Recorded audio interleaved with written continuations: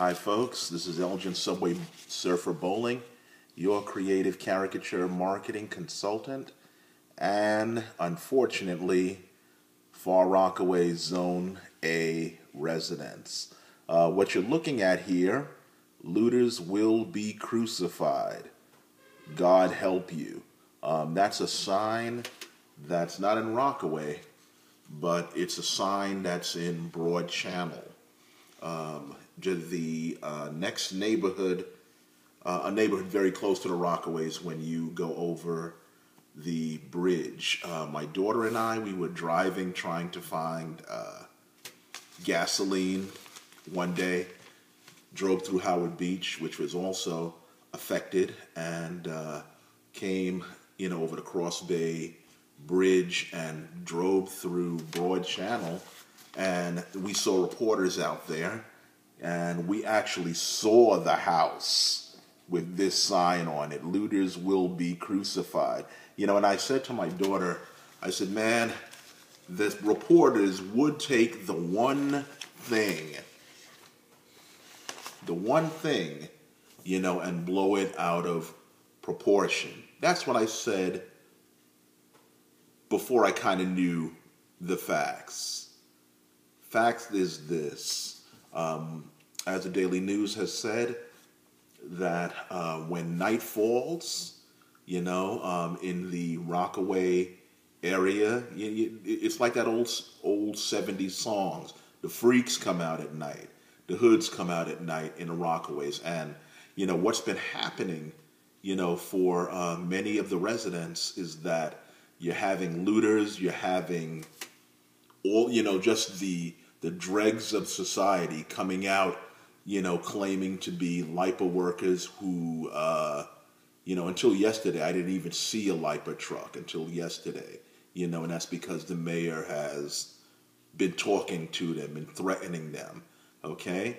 But a lot of the workers, who should be in Far-Rockaway, the Red Cross and, people like that who you think you'd see in abundance, I personally haven't seen a lot of them. I'm not saying that they're not there, okay? I don't want to demonize anybody, but I haven't seen an abundance of them.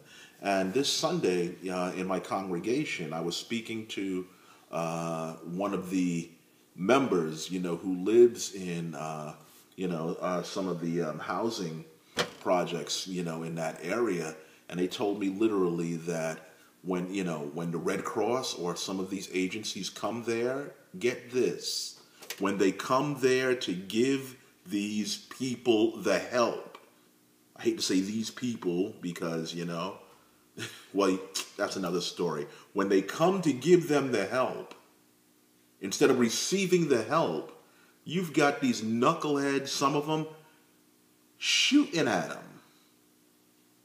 Shooting at the people trying to give them the help, trying to bring them the supplies and the foods and the blankets, okay? And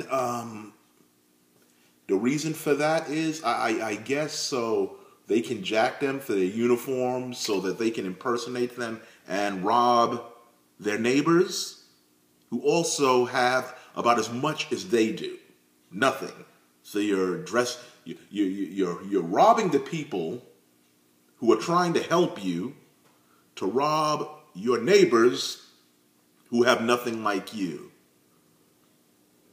It boggles the mind, but what I wanted to talk about very quickly is in a crisis situation, who you really are on the inside will definitely come out on the outside, when you're squeezed. And if I could say anything to advise you, of course I give you art advice on this, but some of it spills over into life advice. If I can give you any advice on this, a crisis situation will bring out the best or bring out the worst in you.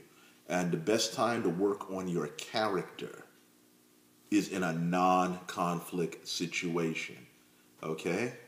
If you're going to develop positive qualities in yourself, qualities of altruism, qualities of generosity,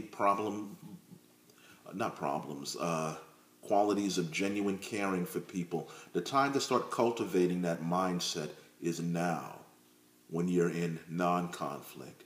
Because I tell you, the Bible is right when it says the heart of man is deceitfully wicked above all things. Who can know it? Okay? And when you're squeezed, who you are is going to come out. You know, it's much better to be the type of person who's going to help somebody else. Because when we help people, we all win. When we hurt people, when we look out for ourselves, you get a little stain, I feel, on your soul. Okay, and the more you start doing it, the more you start doing it, the stain gets bigger and bigger and bigger until you develop this big callus on your soul. I for one, you know, have seen some of the ugliness, you know, in myself. I'm not looting, obviously. I'm not robbing, obviously, you know, but, you know, I've seen some selfish tendencies in myself, you know, also. And I desperately want to change, and I need to change, you know. And so I'm thankful for this situation, which helped me to, you know, realize, you know, who I am, both good, you know, and bad, and the areas that I need to change. But folks, if you're not in this situation that we're going through, you know, don't wait. Don't wait to make that change. I mean, just like Michael Jackson says, you know, start with that man in the mirror. Ask him or her to change his ways, you know, so the rest of us can benefit. This is Elgin Subwaysurfer Bolling, your creative caricature marketing consultant.